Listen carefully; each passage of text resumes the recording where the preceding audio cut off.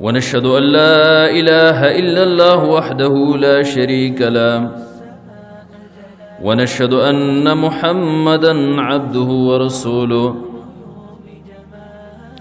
أما بعد فأعوذ بالله من الشيطان الرجيم بسم الله الرحمن الرحيم قال الله تبارك وتعالى إن الصلاة كانت على المؤمنين كتابا موقوتا وقال النبي صلى الله عليه وآله وسلم أول ما يحاسب به العبد يوم القيامة الصلاة فإن صلحت صلح سائر عمله وإن فسرت فسر سائر عمله. مسئلہ د منز مطابق شروع شوه. منز مطابق عقلی دلائل تذکر شوه تیر جمعینا نقلی دلائل چی منز اہم عبادت تے قرآن و حدیث دا نبی علیہ السلام دا احادیث مبارکون کافی ذخیرہ ذکر شوه چی پا عباداتو کی اہم عبادت دا منز دے و سمر فضیلت لری دغشان رسول اللہ مبارکنا دا منز مطابق نور احادیث صحابہ پا مختلف طریقوں سر روایت کری دی. نبی علیہ السلام خپل امت تر منز اہمیت پا ذہن کی اخو دے رے پا مختلف فضائل سرا مختلف طریقوں سرا کل چی کم دے وعید ذکر کی کل رسول اللہ مبارک چی کم دے دا منز مبارک بشارت ذکر کی او بیا نبی علیہ السلام چی سنگ دا منز اجتماعی فضائل بیان کری دی داغی سر سر دا منز دا مختلف ارکان و فضائل نبی علیہ السلام جدا جدا ہم ذکر کری. مثلا دا قیام فضیلت بیل دا رکوع فضائل بیل بیان کری او دا غشان دا سجدو فضائل بیل بیان کری دا قائدی فضیلت بیل بیان کری. دا مختلف قسم جی کم دے رسول اللہ مبارک فضیلتون بیان کری دی. مثال دا دے منگولو چی منز هغه روحانی دوائی دا چې د انسان په جسم او روح دوانو کې چې کم دی بیماری نه پریدي. نو موږ دنیا کې یرو چې کم د بدن د پاره دوائی د هغه دوائی او مجموعي فضیلت بیان شوی او یو د دې اجزاء او فضایل چې کم دینو بیان شوی دي. مثال به طور یو بوتل دی په هغه بوتل باندې لپاسه لیکلی چې دا شربت د ډوخی د پاره چې کم دینو بهتر دی یا د انسان د جسم نه تول ارکی او بیا په هغې باندې د هغې چې کم اجزا دي د کومو اجزاو نه دا مرکب شوی دی نو هغه اجزای ترکیبیه د هغې مختلف بیا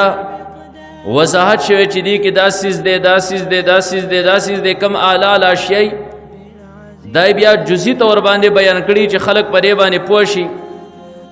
چې او دا ډیرو اعلی او سیزونه مرکب دی. نو د دې دا مجموعه چې کم دی دغه مرکب سیز چې نو دا واقع دی چې اعلی دی. نو نبی علیہ السلام اجتماعی طور باندې د منځ فضایل هم بیان کړي. لږه 13 جمعه باندې کافی احادیث مبارکه بیان شول او ان شاء الله وس په هم بیانېږي اجتماعی د منځ مطابق او بیا د هر یو رکن جدا جدا سجده سمره فضیلت لري رکوع سمره فضیلت لري قیام سمره فضیلت لري او د شانت قاعده او تشهود سمره فضیلت لري. د پاره دري چې امتی په ذهن کې را خبر خکینی او خجی کندانو راسخ شي چې او منز دا په عبادتو کې اهم عبادت ته څنګه چې منګه دنیاوی امور کې وی چې دا دنیا کې چې کم انسان عبادت کې پاغه کې رټولو ناولنه عبادت ته دغه شان دي چې کم دی حضرت عبد الله ابن قرط رضی الله تعالی عنہ د نبی علیہ الصلوۃ والسلام صحابی دی. د یو روایت را نقل کې امام طبرانی رحمت الله علیه روایت چې کوم دیانو ذکر کړی دی چې د قیامت په ورځ باندې به هم د ټولو نه اول دا د مونځ په باره کې حساب کېږي. دا خبره کې ذهن کې یاد ساتئ، قیامت په ورځ باندې یو حقوق الله دی او بل حقوق العباد دی. د حقوق العباد مطابق پر ټولو نه اول چې انسان سره حساب کېږي نو دا به د بل د اینې کېږي، د بل مسلمان د وینې حساب کتاب به کېږي. او حقوق الله کې چې ټولو نه اولنې کم حساب کېږي نو دا به د مونځ کېږي. پته ولګېږي چې څنګه دا کول د دې ټولو نه اهم عبادت دی، دغه شان به تپوس هم اول کېږي. نو حضرت عبدالله ابن قرط رضی الله تعالی عنہ د روایت را نقل کوي چې قال رسول الله صلی الله علیه وسلم، نبی علیہ الصلوۃ والسلام فرمایل اول ما يحاسب به العبد يوم القيامه، اولنې هر هغه څه چې حساب به د انسان سره د قیامت پر ورځ باندې کېږي الصلاۃ، دا مونځ دی. او بیا رسول الله مبارک فرمایل فإن صلح سائر عمله، کدا مونځ درست او صحیح راوت نو د انسان باقی اعمال چې کم دینو دا به درست او صحیح راوځي. او خدا نه خواسته وإن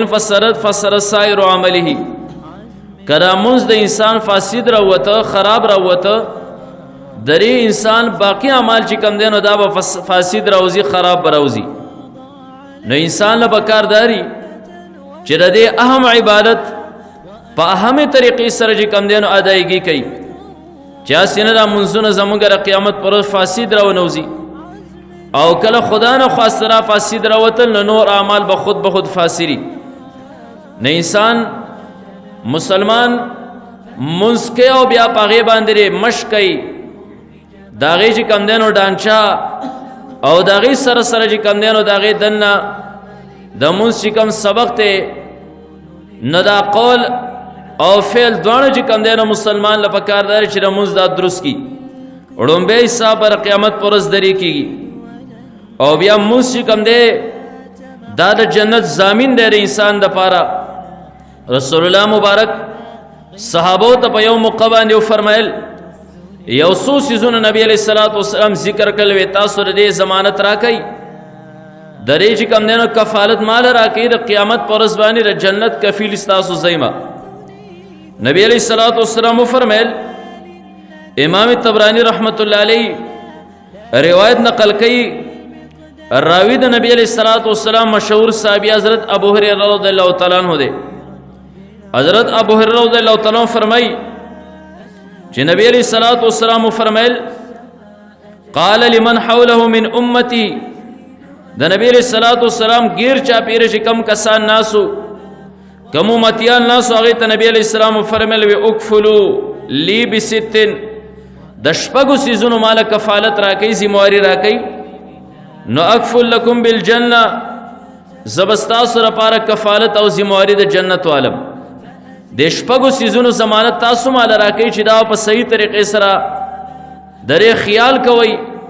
د جنت کفالت په زه اخلم چې د قیامت په ورځ باندې به ستاسو جنت ته ربوړ چې کوم دی نو کفیل زیمه ذموار به زیمه. قالوا وما هي یا رسول الله، اے د الله رسول الله شپږ څیزونه کم دي چې موږ د هغې حفاظت کوو؟ نبی علیہ الصلوۃ والسلام چې هغه شپږو څیزونو کې نمبر 1 ذکر کوي، قال الصلاۃ، نمبر 1 څیز دا مونځ دی. مال د دې ذمواري راکئ چې تاسو په صحیح ټیم باندې په خپلو اوقاتو کې په صحیح طریقې سره دا ادا کوئ. نو زه به د جنت ذمواري اخلم. پته ولګېده چې د مونځ په ذریعې سره رسول الله مبارک چې کوم دی نو دا ستا د جنت کفالت او ذمواري اخیستې ده. نبی علیہ الصلوۃ والسلام فرمیل الصلاۃ، نمبر 1 څیز چې کوم دی نو دا مونځ دی. دویم نمبر والزکات، زکات دی. د خپل مال نه په صحیح طریقې سره زکات ادا کړئ، درې ضمانت مال راکئ، د جنت ضامن چې کوم دی نو ستاسو زیمه، د جنت کفیل ستاسو زیمه. او دریم نمبر سی رسول الله مبارک ذکر کول امانه، امانت دی. امانتو کې به خیانت نه کوي، ردی ذمواري راکئ، د جنت ذمواري او زیمه. امانت نه مراد که په اعتبار د مال سره ستا سره چا مال کې خود امانت دی، مونږ صرف دغه ته امانت وایو. نور نبی علیہ السلام فرمایا المجالس بالامانه، مجلس کې او خبرو شیدا او امانت تیرا به بار ته نه وړي. دا غي سره سره کوم دی نبی علیہ السلام فرمای د چانه مشوره طلب شنو دام امین دی تو صحیح مشوره ورکه دا لري کس امانت تیرا صحیح رائے ستا سره دا غي سره سره کوم دی نو ستاره جسم دا ستا سره امانت ته ان الله اشترى من المؤمنین انفسهم واموالهم بان لهم الجنه الله دا غسته رستانه او بیا تعالی امانتی درکړه ره دوم ستا سره امانت ته دې کې وخیانت نه کې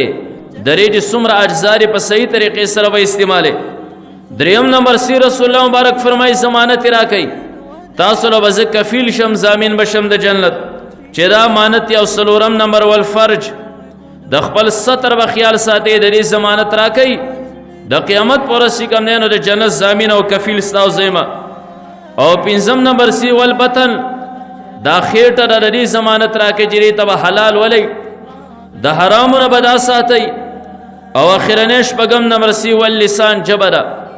دا جب چې کوم نه دا انسان هلاکت طرف تر ورځي عرب وای جرمه صغیر ولکن جرمه کبیر درې شکل وړو کې ره خو دې جرم ډیر زیات لوی دی نو نبی علیہ السلام فرمایل درې شپږو سيزونو ضمانت مال راکې درې کفالت مال راکې زبستازو کفیل يم جنت تربو اولنې سی رسول الله مبارک چې ذکر کا نو هغه الصلاه منذ پته ولګی دا چې په منځ باندې رسول الله مبارک سره هغه چې کوم دې ذمہواری د جنت هغه ستره هو کتا منځ په صحیح مانو کې وک نو په اعتبار د عبادت سره منځ چې کوم دې نو اهم عبادت ته معلومه شو د حدیث نه چې قیامت پر ورځ باندې باندې اول چې کوم دې نو حساب کتاب کیږي او بیا نبی علیہ الصلوۃ والسلام امت ته په یو بلی طریقې سره د منځ اهمیت ذهن نشین کړي چې منځ په تمام عبادتو کې اهم عبادت ته رسول الله مبارک ته چې کوم دې یو پیره او صحابي راغی عبد الله ابن عمر رضی الله تعالی عنہ چې کوم دینو روایت را نقل کوي امام احمد بن حنبل په خپل کتاب مسند د امام احمد بن حنبل کې چې کوم دی روایت راوړي حضرت عبد الله ابن عمر رضی الله تعالی عنہ وایي ان رجلا اتى رسول الله صلی الله علیه وسلم یو پیره او سړی نبی علیہ الصلوۃ والسلام تراغه فساله عن افضل الاعمال د نبی علیہ الصلوۃ والسلام نے تپوس د غره اعمال مطابق وګو چې عملونه کې رټول نه غره عمل کم یو دی و نبی علیہ الصلوۃ والسلام جواب ورکړي جواب کې رسول الله مبارک کم یو عمل ور ذکر کړي فقال رسول الله صلی الله علیه وسلم الصلاۃ نبی علیہ الصلوۃ والسلام فرمایل چې منځ غره عبادت ته تمام اعمالو کې غره عبادت عمل دا منځ دی را بیا چې کوم نه سائل تپوس کوي قال ثم ما و بیا ور پسې کوم یو عبادت غره دی قال ثم الصلاة نبی علیہ السلام فرمایل بیا هم منز دا بار بار زکه جواب رسول الله مبارک ورکی چې د سین کې خبره کینی غره چې دا معمولی عبادت نه لري او ثم قال ثم ما دریم پیر باندې بیا چې کوم نه سائل تاسو کې یا رسول الله بیا دریم پیر باندې کوم یو سیاله لري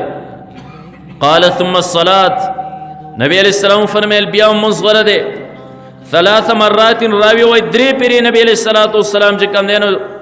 سائل تا په جواب کې چې کوم نه د صلات ټکي ذکر کې چې منځ دی او قال ثم ما بیا سائل وی چې سلورم پیر باندې بیا تاسو کې بیا سي شری قال الجهاد فی سبیل الله نبی علیہ السلام فرمایل چې jihad فی سبیل الله چې کوم نه دا غوړه دی سائل درې پیر تاسو کوي نبی علیہ الصلوۃ والسلام درې پیر جواب کې یو خبره کوي چې هغه صلات منځ دی د پاره چې ذهن کې را خبره خمل وزشي ذهن کې را خبره خکینی چې عبادتو کې اهم عبادت ګره منځ دی درې د پر خولو تصور انسان نشي کوله تاسو ګره دیتا کچر تر منځ د پر خولو گنجائش قدر لوي الله تعالی د انسان د بانو مکمل لارې چې کم دینو بندي کړی دي انسان کرا بانه پیش کړي چې زه منځ کومه خو منځ میسکه قضا کو چې وبنوي او دس دال منځ د پاره شرط دی دا او دس د پاره وبنوي څخه ما منځ قضا کړی دی الله فرمایل فلم تجدوا مان فتيمموا صعيدا طيبا کو بني پاک خور باندې تیمم وا دغه باندې عمره کا کيو انسان دا وای نردینه معلومه دا شوا چې د منځ د پرې خورو گنجائش د سره نشتی زکه کو بنوي بیا پکار داو چې اجازه انسان ته میلاو شو چیرې وبنشته نو مې کا الله فرمای نه فلم تجدوا مان فتيمموا صعيدا طيبا که اوبه نه مومئ په پاکه خاوره باندې تیمم وکئ. او که یو انسان دا عذر پیش کوي چېره زه خو مریض یمه مونځ ته ودرېږمه مونځ کې چې کوم دی نو قیام خو لازمي شی دی زه راغورځېږم را پرېوځم نه شریعت تاله اجازت درکړه چې ولاړه باندې نشي کولی. نو فذکروا الله قیاما وقعودا وعلى جنوبهم ناسته باندې مونځ وکړه کښېنه. که یو سړی دا وایي یاره زه خو په ناسته هم مونځ نشم کولی زما مرض ډېر تیز دی پریشن مې کړی دی بل څه مریض یمه شریعت تاله د دې اجازت درکړه چې په ملاسته باندې مونځ وکړه د سر په اشارې سره مونځ وکړه خو مونځ پرېښودو ګوره ګنجایش د سره شتی نه اجازت تا تر سره نشي میلاویلی. او بیا که انسان دا بهانه وکړي چېره زه خو مونځ کومه زه مسافر یم په سفر باندې ما ته ګاډی نه ایسارېږي. الله چې کوم دی نو فرمیل چې په تاسو ګناه نشته که تاسو په ځمکه کې سفر کوئ ان تقصروا من الصلاه چې مونځ کې قصر وکئ 4 رکعاته مونځ چې کوم دی دا 2 رکعاته کا ټیم درته نه میلاویږي سنت در نه پاتې کی خیر دی پاتې رشي تا در 4 رکعاتو په ځای باندې 2 رکعاته شل. دغه شانتي یو مجاهد وای زه په حالت د جهاد کې مربا زر اسلامي ملک د سرحداتو حفاظت کوما پرې وجه مخامخ دشمن دی دشمن کمای نه په سب کې نو په ما باندې حمله کوي پرې وجه ما لپاره خو زرشته د پرې خودو جواز صوبې کنه. الله د مسترقه خو الله له مسترقه پنځمه سپاره کې د جهاد د صلات خوف طریقه خو چې تا تر پرې خودو گنجائش نشته اجازه نشته البته طریقه کار واورا طریقه دارا مجاهدین دې 2 ټوکړي شي یو قطاع او یو جماعت چې کوم دی دا دې دشمن ته ودرېږي هلته کې جنگ کوي او نیم دې راشي په یو امام پسې رشاته ودرېږي او بیا چې کله امام هغه یو رکعاتو کو دویم رکعت پاسې بیا به دا کسان لاړ شي هلته دشمن ته به مخامخ ودرېږي او بیا الله فرمای هغه جماعت چې کوم دشمن ته ولاړو اب راشي پر امام پسې به دویم رکعت کې ودرېږي. کله چې امام دویم رکعت وکړه دویم رکعت کې چې کله کېناست په قاعده باندې او سلام وګرځو سلام به دا کسان نه ګرځئ ځکه یو دویم رکعت وکړه اول رکعت د دیونه تللی دی د امام مونځ ختم شو دا ټولګی به لاړ شي او بیا به هلته کې ودرېږي دشمن ته او د هغه ځای نه به بل هغه دویم جماعت راشي هغه به چې کوم دی نو خپل مونځ پوره کړي ځکه اولنی رکعت یې کړی دی دویم رکعت تلو دشمن ته ولاړو را به شي ځان له به ودرېږي او دویم رکعت چې کوم دی نو وبه کې قاعده باندې به کښېني سلام به وګرځئ نو بیا به دا جماعت لاړ شي هلته دشمن ته به ودرېږي او هغه جماعت پر راشي کوم چې دویم رکعت د امام سره کړه ولنی رکعت کې شریک نه و هغه به د اول رکعت قضا را وګرځئ. په دې طریقې سره جهاد هم جاري مونځ هم جاري جهاد هم جاري دی مونځ هم جاري دی دشمن چې کوم دی نو هغه ته مخامخ پیره هم لګول دي او دلته کې چې کوم دی نو الله ته سجده هم لګول دي مونځ هم دی د دې نه اندازه ولګوئ چې ایس حالت کې چې کوم دی نو شریعت اجازت چاله نه ورکوي چې ته مونځ قضا کا انسان ته چې کم رکاوټونه او معنی مخکې راځي انسان ذهن ته چې کمې بهانې راځي الله تعالی د مخکې نه ختمې کړي په هیڅ طریقې سره تعالی د مونځ د پرېښودو گنجایش چې کوم دی نو دا نشته. پته ولګېده رسول الله مبارک زور لګولی دی حدیثونو کې رنگ رنگ طریقې سره د مونځ فضایل چې کوم دی نو بیان کړل او بیا چې څنګه مارته وي نبی علیہ السلام کلی فضایل بیان کړل مجموعي فضایل د مونځ بیان کړل دغه شان دی نبی علیہ السلام د مونځ د یو جز بیل بیل فضایل بیان کړي مارته مونځ دار انسان د جسم او د روح د دوانو علاج دی. منګه وکتل یو دوايي یو طبيب خرڅي اول اجتماعي تور باندې دا دوايي فضایل بیان کی چې دا د دې مرض د پاره دی لپاره او بیا چې کم هغه اجزاء ترکیبي لري هغه اجزاء بیل بیل بیان کې پرې کې ماده سیز هغه ورچولې داغه د فضایل دی پلانې سیمه چولې داغه د فضایل دی. نبی علیہ الصلوۃ والسلام صحابو ته اجتماعي تورم فضایل بیان کړي او بیا د قیام د رکوع د سجده د قاعده درې هر سجدي کوم نه بیل بیل بیان کړي. نبی علیہ الصلوۃ والسلام روایت ته راوی چې کوم نه د نبی علیہ الصلوۃ والسلام صحابي حضرت معدان بن ابي طلحه رضی الله تعالی عنہ معدان ابن ابي طلحه رضی الله تعالی عنہ روایت د نبی علیہ الصلوۃ والسلام نه کوي. امام مسلم، امام ترمذی، امام نسائی، ابن ماجه دا حدیث په مختلفو کتابونو کې دا روایت چې کوم دی نو موجود دی. دی وی قال لقیت صوبان، زرا صوبان رضی الله تعالی عنہ سره میلاو شوما. صوبان سوک مولا رسول الله صلی الله علیه و آله وسلم د نبی علیہ الصلوۃ والسلام آزاد کرده غلامو. نبی علیہ الصلوۃ والسلام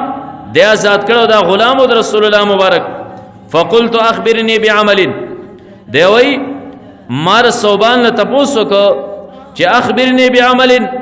ماته و عمل وخیا اعمله چې زب هغه باندې عمل کو مزه کوم هغه عمل. نو يدخلني الله بالجنه، الله دغه په ذریعه سره چې کوم دی نو ما جنت ته داخل کی. ماته و دې عمل وخیا او یاد شي چې او قال قلت، یاد و چې ما ورته یاد شي چې دې عمل راته وخیا چې هغه باندې الله ما جنت ته داخل کوي. یا مې دې چې به احب الاعمال الى الله، ما ترې عمل وخیا چې الله ته په عملونو کې ټول زیات محبوبي. یا مرتدا ویلو. فسکتا، دې خاموش کېناس، زماره سوال سره دې خاموش شو. نو ثم سالته، ما ته بیا تاسو کو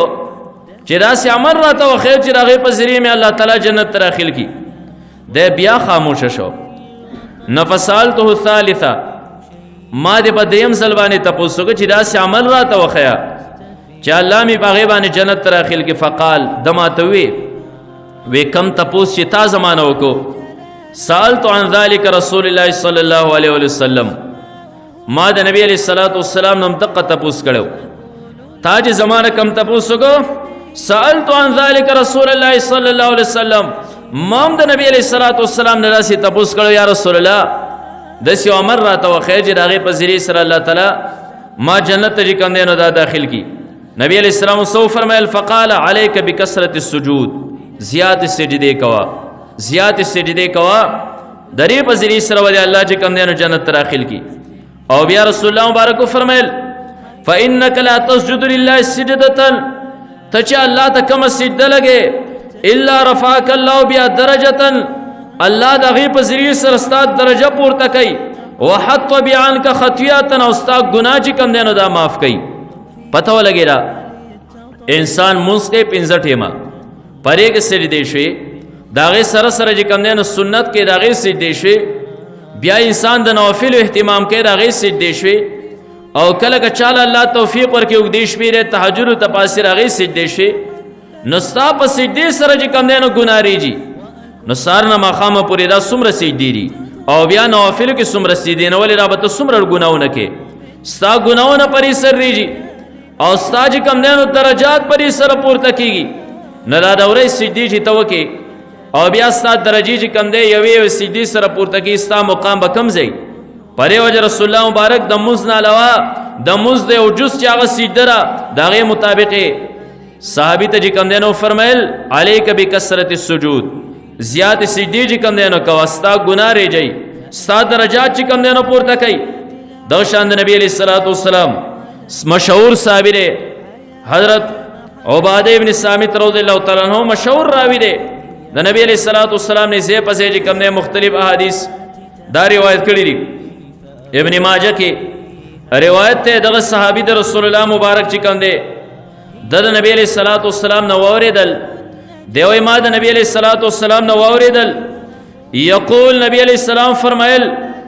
ما من عبد يسجد لله سجدة، یو بنده الله ته سجده لګي الا كتب الله له بها حسنة، الله د هغه سجدې په ذریعه سره د کوم دی یو نیکی الله لیکي. ومحا عنه بها سیئة، او الله د هغه سجدې په ذریعه سره د ګناه چې کوم دی نو دا معاف کوي. ورفع له بها درجة، او الله د هغې په ذریعه سره د انسان درجه پورته کوي. یوې سجدې سره د انسان ګناه ورېږي، انسان ته نیکي میلاو شوه، د انسان درجه چې کوم دی نو پورته شوه. او بیا نبی علیہ الصلوۃ والسلام فرمایي فاستكثروا من السجود، زیات سجدې لګوئ، زیات سجدې الله ته کوم دی نو لګوئ. د سجدو په ذریعه سره په یو ټیم باندې تا د 3 سيزونه میلاويږي، ستا درجه چې کوم دی نو پورته کیږي، د هغې سره سره ستا ګناه چې کوم دی نو معاف کیږي، د هغې سره سره تا ته نیکي لیکلی کیږي. پرې وجه خوش قسمت هغه خلک دی چې د فرض مونځ سره چې کوم دی ځان سره د نوافلو ذخیره هم ساتي د هغې سره سره چې کوم دی د تهجد مونځ هم کوي د هغې سجدې هم در سره موجودي دغه سجده چې کوم دی نو دا د مؤمن سړي معراج دی الله تعالی تقرب چې کوم دی نو ذریعه ده خدای پاک دی انسان ور نږدې کي په کثرت سجود سره په دې وجه باندې امام مسلم رحمت الله علیه خپل کتاب مسلم شریف کې روایت را نقل کوي روایت د نبی علیہ الصلوۃ والسلام مشهور صحابی حضرت ابو هريره رضی الله تعالی عنہ چې کوم دی د نبی علیہ الصلوۃ والسلام نقل کوي چې قال رسول الله صلی الله علیه وسلم نبی علیہ الصلوۃ والسلام فرمایل اقرب ما يكون العبد من رب عز وجل وهو الساجد انسان په ټیم کې الله ته ډیر زیات نږدې چې کله دی په حالت د سجده کې چې بالکل الله ته ور نږدې نه پرې وجه فکثروا الدعاء سجدو کې ډېرې دعاګانې د الله نه غواړئ ځکه تاسو بالکل الله ته ور نږدې د الله د تقرب ذریعه ده بیا مونځ کې قیام په خپل ځای باندې رکوع په خپل ځای باندې تشهد او قاعده چې کوم دی نو په خپل ځای باندې دا صرف او صرف چې کوم دی نو د سجدې فضایل دي نبی علیہ الصلوۃ والسلام مختلفو روایتونو سره څنګه چې د مونځ مجموعي فضایل بیان کړي داسې د مونځ د مختلفو ارکانو فضایل چې کوم دی نو دا بیان کړي امام طبرانی رحمت الله علیه او یو تفصیلی روایت راوړی امام مسلم رحمت الله علیه هغه روایت مختصر راوړی دی حضرت ربیعه ابن کعب رضی الله تعالی عنہ د نبی علیہ الصلوۃ والسلام صحابی دی او د رسول الله مبارک خدمت کړی ډیر وخت د ورځې هم د نبی علیہ السلام په خدمت کې د شپې به هم د رسول الله مبارک په کوڅه کې پروتو کچرته څه ضرورت شي د یو واقعه بیانوي د سجدو مطابق دی وایي کنتو اخدم النبی صلی الله علیه وسلم نهاری ما به د ورځ د نبی علیہ الصلوۃ والسلام خدمت کو فاذا كان الليل کله چې بشپر اعلی اویت الى باب رسول الله صلی الله علیه وسلم فبت عنده زبلالم د نبی علیہ الصلوۃ والسلام دروازې ته الته مشپت رولا فلا ازال اسمعه ما با مشه د نبی علیہ الصلوۃ والسلام نو اوریدل یعنی د رسول الله مبارک ذکر به مې اوریدل یقول سبحان الله سبحان الله سبحان ربي نبی علیہ السلام بداوی ناس په ملاس په داوي دا الله ذکر وای کو حتا عمل تر دې پوری زبستړې شوم ما بر ذکر اوریدل ستړې بشم یا داوی چې حتا عمل ستړې بشم او تغلبني عيني فانام یا داوی چې په ما باندې به خوب غلبه وکړ نو زبو د شوما دا خبره وکړه فقال يوما یورز نبی علیہ الصلوۃ والسلام ماته وی حضرت ربیعه ابن کعب رضی الله تعالی عنہ نبی علیہ الصلوۃ والسلام ماته وی یا ربیعه تو اے ربیعه سلنی فوتیکا اوغاړه چې درکم سواړي فقلت انظرني ما یا رسول الله لګ مهلت را لراکا حتی انظر چې زله غور وکم ستانه سو غواړم دا ټیم خو د تهجد وي او بیا د رسول الله مبارک دعا دا خو فورا عرش مولا ته ورسي بیا چې کوم دی د هغې په عدم قبولیت کې اوس اشکال نشته لږ مهلت را لراکه چې زه سوچ وکړم چې څه وغواړم دا که زمونږ غونته کس وی مونږ به سوال وکړه الله لږ مال راکړي صحابو چې کوم دی نظر په آخرت باندې دی وایي ما سوچ وکړه وتذکرتو ما سوچ وکړه چې ان الدنیا فانیه منقطعه دنیا خو پانی ده دا ختمېدو والا سی دی د دنیا سیس دی نه غواړم فقلت یا رسول الله ما اے د الله رسوله اسألک زستانه دا سوال کوم ان تدعو تر الله نه دعا مالو غواړه ایو نجنی من النار چې الله ما د اور نه چې کم دی نو بچ کی چې د اور نه بچ کو جنت ته خود به خود لاړ داسې وه اجتماعي دعا یې غوښته ته د رب نه دا سوالو که چې الله ما د اور نه بچ کی او ویدخلنی الجنه او ما جنت ته داخل کی دا سوال ګورې د یو روپۍ دوه نو چې ته د جبه راوالی ورکې وله دا عجیبه سوالو دا ډېر لوی سوالو چې د جنت ته د دخول او د جهنم نه د بچ کېدو د دې لپاره خو انسان ټول عمر چې کوم دی نو اعمال کوي دا عجیبه سوالو فسکت رسول الله صلی الله علیه وسلم نبی علیہ الصلوۃ والسلام خاموش شو او ثم قال بیا ماته وی من امرک بهذا لکه دا خو نر ته چا خولې او چې دنه به سوال وکي درې خبرې تا د چا ولې فقلت ما امرني به احد یا رسول الله ماته هیڅ چا هم نه دی ویلي ولكن علمت لیکن زه پوه شوم چې ان الدنیا منقطعه فانیه دنیا ختمېدو والا ده دنیا فانی شی دی په دې وجه باندې وانت من الله بالمکان الذي انت منه تر الله د طرفه په یو مقام باندې مرتبه باندې د دې وجه نه فاحببت ان تدعو الله لي ما دا خوښ کړه چې ته د الله نه زما لپاره دا سوال وکړې نبی علیه الصلاة والسلام فرمیل چې سیده انی فاعل زه به سوال کومه خو فاعنی علی نفسک بکثرة السجود ته هم چې کوم دی نو د خپل نفس په خلاف باندې به په دې کار کې زما امداد په ډېرو سجدو سره کې څه به زه سوال کوم او څه به ته ډېرې سجدې کې زما سره به امداد کې په دې کې الله به تا چې کوم دی نو جنت ته داخل کړي او بیا د جهنم نه چې کوم دی نو نجات په در کړي پته ولګېده رسول الله مبارک چې کوم دی عمومي فضایل هم بیانوي نبی علیه الصلاة والسلام جزئی فضایل د مختلفو ارکانو چې کوم دی نو دا هم بیان کړي پرې باندې د نبی علیہ الصلوۃ والسلام یو روایت ته امام احمد بن حنبل رحمت الله علیه خپل کتاب مسند د امام احمد بن حنبل کی روایت را نقل کړي او روایت دا د نبی علیہ السلام صحابی ابو فاطمه رضی الله تعالی عنہ دا غنه روایت ته دی وی قلت یا رسول الله ما وی اے دا الله رسول اخبرني بعمل استقیم علیه ما ته یو عمل وخیا چې دا غي زه اهتمام کوم وعمله پاغه باندې عمل کوم قال عليك بالسجود نبی علیہ السلام فرمایل سجدی کوا فانك لا تسجد لله سجده زکات ته خدای ته کوم سجده لګي الا رفعك الله بیا درجه الله ستا درجه چې کم دینو پورته کوي وحط عنك بیا خطیات او ستا چې کم دینو خطا پاغه سره چې کم دینو دا الله تعالی معاف کوي پرې وجه باندې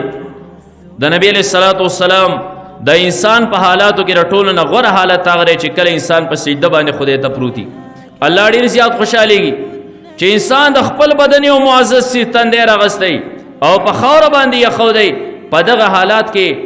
الله د انسان ډیر زیات خوشاليږي ایس یو حالت دومره خو الله ته محبوب نه لکه دغه حالت چی پرې وجه نبی علیہ الصلوۃ والسلام مشهور صحابي چې نبی علیہ الصلوۃ والسلام رازدار به ورته حضرت حذیفه ابن یمان رضی الله تعالی عنہ حضرت حذیفه ابن یمان رضی الله تعالی وی امام الطبرانی رحمت الله علیه روایت نقل کړي وان حذیفه رضی الله عنه قال حضرت حذیفه رضی الله تعالی عنہ فرمایل قال رسول الله صلی الله علیه وسلم نبی علیہ الصلوۃ والسلام فرمایل یکون العبد علیها احب الی الله ایس یو حالت د بنده چې کم دی په حالاتو کې الله ته دومره خوښ نه من ایرا ساجدا مگر هغه حالت چې الله د خپل بنده رسیدي په حالت کې ویني او يعفر وجهه في التراب په خاور باندې چې کم دی نو تندې خو د الله ډیر زیات خوشاليږي د انسان دا حالت او دا کیفیت دا بالکل د عجز انتها چې مقدس چیز تندې دار اغسته سره په خاور یې خو دی الله په دغه ټیم کې چې کم دی نو زیات خوشاليږي ځکه نبی علیہ الصلوۃ والسلام چې بر امت ته پاره دعاګانې غوښتي رسیدي په حالت کې وي غوښتي اکثر د سیدې په حالت کې بهر کیف موضوع زمونږه ان شاء الله د منځ متعلق جاری ده موږ د منځ فضایل بیانو بیا به ان شاء الله د منځ مسائل بیانو داول نه تر اخره پورې سلام پورې چې نبی علیہ الصلوۃ والسلام د منځ طریقه کار سو دا یو تفصیلی موضوع را الله تعالی دې پرې او سو حدیثو د عمل کولو توفیق راکړي واخر دعوانا ان الحمدلله رب